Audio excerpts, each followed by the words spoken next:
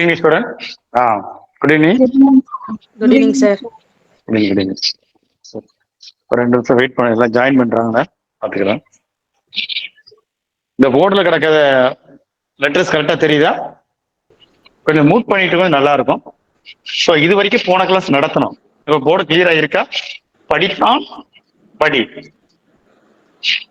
உண்டான் உண், கற்றான் கல், ஆடினான் ஆடு, ஏற்றினான் ஏற்று, நின்றான் நில், கேட்டார் கேள் அப்படின்னு போன கிளாஸ்ல இந்த என்ன வினைமுற்று என்ன வேர் சொல்லணும் ஒரு செய்தி நடத்தணுமா?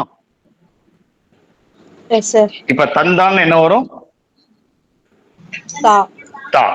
செய்தான்னா செய்தான்னா செய். இப்ப கண்டான்னா என்ன வரும்? கண்டான்னா தான் வரும். அப்போ இது உள்ள செய்தியை நான் சொன்னேன். கற்றானுக்கு எந்த இல் வரும்? இந்த இல் வரும்னு சொன்னேன். நினைவு இருக்கா? நின்றானுக்கு என்ன இல் வரும்? இந்த இல் வரும். கேட்டானுக்கு என்ன வரும்? இந்த இல் வரும் அப்படின்னு ஒரு ஃபார்முலா கூட சொன்னேன். அந்த ஃபார்முலா என்ன அப்படின்னா, இந்த இன்னும் இந்த இரு வந்துச்சுன்னா இந்த இல் வரும். இந்த 3 சொல்லி இன்னும் இந்த இட்டு வந்துச்சுன்னா இந்த இல் வரும் அப்படின்னு நம்ம சொன்னோம். நினைவு இருக்கா? இது 2 வந்தா இந்த இல் வரும், இந்த இன்னிட்டு வந்தா இந்த இல் வரும் அப்படின்னு சொன்னோம். இப்போ எல்லாருக்கும் வினைமுற்று நீங்க யாராவது பேசினா மட்டும் மைக் ஆன் பண்ணுங்க, மற்றபடி எப்போதுமே ஆஃப்ல இருக்கட்டும். ஆஃப்ல இருந்தா கொஞ்சம் நல்லது. டவுட்னா மட்டும் நீங்க ஆன் பண்ணுங்க. இப்ப வேர்ச்சொல் அப்படின்னா என்னன்னா கட்டளைஸ் பொருளை உணர்த்து அப்படின்னு நான் சொல்லி கொடுத்தேன். அது எல்லாரும் போட்டிருக்கீங்க. இப்ப பெயரெச்சம்னா என்ன ஓசையில வந்தா பெயரெச்சம் சொன்னா ஆனா ஓசையில வந்து பெயரெச்சம். படித்த, உண்ட, கற்ற, ஆடிய, இயற்றிய, நின்ற, கேட்ட. என்னமா சார் போர்டு கிளியர். பாருங்க, பெயர் சொல் வினைமுற்று நடத்திருக்கேன், வேர்ச்சொல் நடத்திருக்கேன். பெயரெச்சம் அப்படின்னு ஒரு செய்தியில ஆனா வந்தா, வினையச்சம் ஓசையில என்ன வந்தா நடத்தணும்? வினையச்சம் அப்படின்னா ஊ அல்லது ஈ ஓசையில வந்து ஊ அல்லது ஈ ஓசை வந்தா வினையச்சம் அப்படின்னு சொல்லி கொடுத்தேன். சோ இது வரைக்கும் நம்ம சொன்னோம். அப்ப படித்த படித்துன்னு வரும், உண்டான் உண்டுன்னு வரும், கற்றான் கற்றுன்னு வரும். இப்ப பாருங்க, இதுலதான் கேள்வி கேட்டது. ஆடினான் என்ற வினைமுற்றை வினையச்சமாக மாத்துக்கு அப்படின்னா அது ஆடுவா ஆடியா அப்படின்னு கேட்பாங்க. சோ கொஸ்டின் பாருங்க, ஆடினான் என்ற வினைமுற்றை வினையச்சமாக மாத்துன்னு கேட்டா ஆடு ஆடின்னு கேட்டா ஆன்சர் என்ன எடுக்கணும்? ஆடின்னு எடுக்கணும். ஆடின்னு எடுக்கணும்.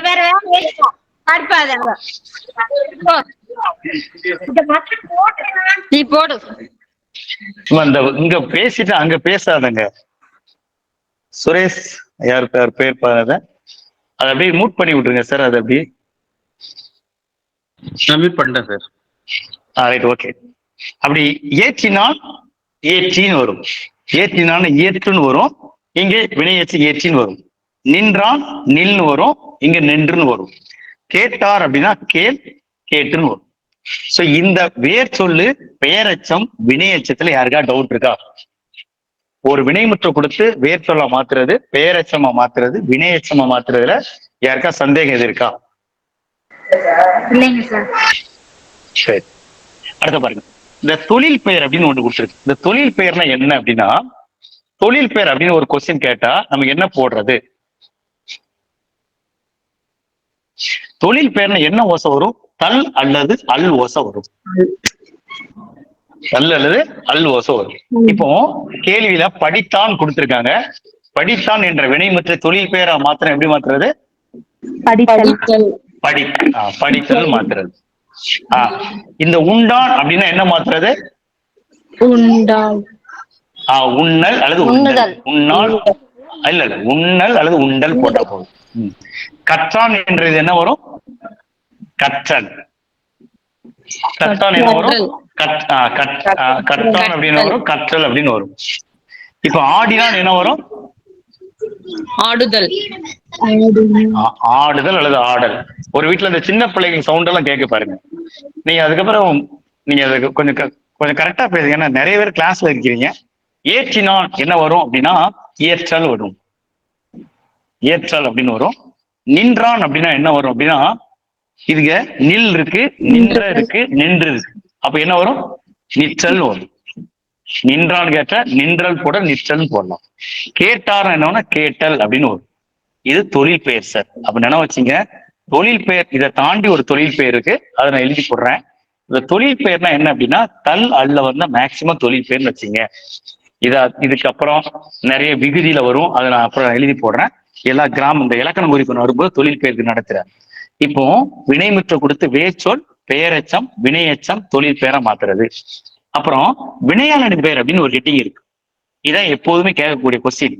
இந்த வினையாளனின் பெயர்ல என்ன ஓசை ஒரு நோட் பண்ணி வச்சீங்க. லாஸ்ட்ல வன் அல்லது வல் அல்லது வ இர் அல்லது ரை அப்படின்னு வரும். அதாவது என்ன அப்படின்னா படித்தான் கேட்டிருக்கு, நம்ம என்ன போடுறது அப்படின்னா படித்தவன் அப்படின்னு போடணும். நல்லா பாருங்க, படித்தான் என்ற வினைமுற்றை வினையாளனின் பெயராக மாத்துங்கன்னு கேட்டா படித்தவன் அப்படின்னு போடணும். இப்ப உண்டான் அப்படின்னா என்ன வரும் அப்படின்னா உண்டவன் அப்படின்னு வரும். வினையாளரின் பெயர் வந்து அந்த ஓசை வந்து கொடுத்திருக்கீங்களா சார், சரியா தெரியல, அது கொஞ்சம் டிக்டேட் பண்ணிடுறீங்களா சார்? அதான் நான் டிக்டேட் பண்றேன். Okay sir. இதை டிக்டேட் பண்ணுத படித்தான், அதாவது லாஸ்ட்ல என்ன ஓசை முடியும்னா வன் வல் வர் ரை அப்படின்னு முடியும்.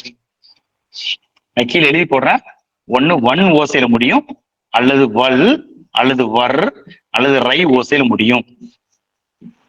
அது என்ன ரை சேர்ந்தாரை, வந்தாரை, நின்றாரை அப்படின்னு நினைச்சோம், அது முடியும். அதான் அந்த ஓசை, வேற ஒண்ணு இல்லை.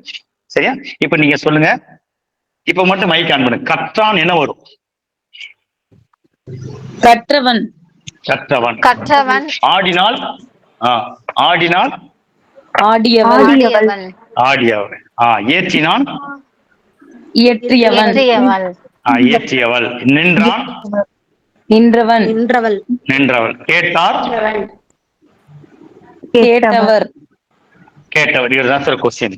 இப்ப வினையாளனின் பேர்னா என்னன்னு தெரியுதா? ஒரு வினையாளனின் பேர்னா என்ன போடுறது? வினையாளனின் பேர்னா என்ன? ஒரு வினைமுற்று வினையை குறிக்காமல் வினை செய்த மனுஷனை குறித்து வந்தா அது வினையாளனின் பேர். அது லாஸ்ட்ல என்ன வரும்? இப்போ ஒரு கேள்வி பாருங்க. இப்போ ஒரு கொஸ்டின்ல கேட்டிருக்காங்க, கண்டார் என்பது வினையாளனின் பேரா வினைமுற்றா அப்படின்னு கேட்டா ஆப்ஷன் என்ன போடுவீங்க?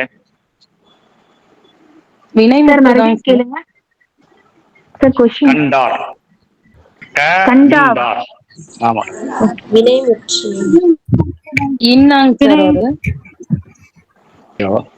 கண்டார் இரு, லாஸ்ட்ல இரு கொடுத்திருக்கு. கண்டார்.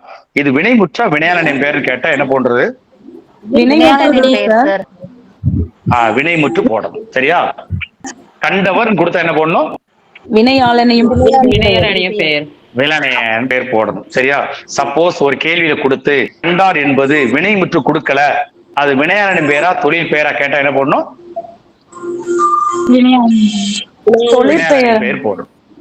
தொழில் பேர் வினையாளனின் பேர் போடணும் சார். ஓகேவா? ரெண்டுக்கு வித்தியாசம் பாருங்க. இப்ப என்னனாலும் கொஸ்டின் நினைச்சலாம், நம்மளுக்கு கேட்கலாம். எப்படி கேட்டாலும் நினைச்சணும், நம்மளால போட தெரியணும். சோ மறந்துறாங்க.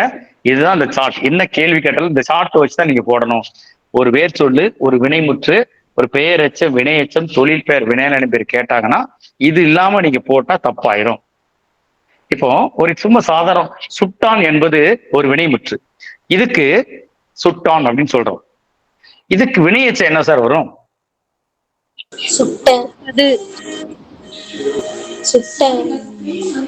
சுட்டு வரும் சார். சுட்டு வரும். சுட்டு வரும். என்ன வரும்? சுட்டு அப்படின்னு விஷயம் வரும். இதுதான் அந்த கொஸ்டின்ல வரக்கூடிய கேள்வி. பார்த்து மறந்துடாங்க. ஒரு எப்படி கேள்வி கேட்டாலும் சரி, இந்த அட்டவணை நீங்க ஃப்ரேம் பண்ணி அதுக்கப்புறம் நீங்க எழுதுனா மட்டும் பிழை இல்லாம இருக்கும். இல்லைன்னா ஆட்டோமேட்டிக்கா என்ன செய்யும்? தப்பாயிரும். இப்போ இன்னொரு கொஸ்டின் சொல்றேன். இயக்கினான், அந்த வினைமுற்று பேர் இயக்கினான். இயக்கினான் என்ற வினைமுற்றை வினையெச்சமாக மாத்துக அப்படின்னு என்ன போடுவீங்க? கொஸ்டின் வந்து இயக்கினான். நல்லா பாருங்க, எல்லாருமே இயக்குன்னு சொல்லியிருக்கு, எல்லாமே தப்பு. அப்போ கேள்வி நல்லா உள் வாங்கிட்டு என்ன சார்? இயக்கி, அதான் கரெக்ட். அப்போ அது டக்குன்னு நம்ம ஆன்சர் சொல்ல முடியாது சார். எப்பவுமே ஒரு கேள்வி கேட்டா அது நோட்ல எழுதிட்டு அதுக்கப்புறம் ஆன்சர் போட்டாதான் வரும். சும்மா அது கரெக்டா சொன்னோம்னா நம்ம தான் கரெக்டா போட்டுக்கிறோம்னப்பா தப்பாயிரும். அப்ப இயக்கினான் அப்படின்பது ஒரு வினைமுற்று. அதுக்கு வேர் சொல் என்னன்னு கேட்டா இயக்கு. பேரச்சம் இயக்கிய, வினையச்சம் இயக்கி அப்படின்னு போடணும். இப்படி இல்லாம போட்டா அது தப்பாயிரும். சோ எப்பவுமே ஒரு கொஸ்டின் எழுதும் போது கரெக்டா 100க்கு 100 கரெக்டா எழுதுற மாதிரி என்ன செய்யணும், எழுதணும். சோ மறந்துறாங்க. சோ இந்த மாதிரி அட்டவணை இது ஒரு சாப்டர் சார். இந்த சாப்டர்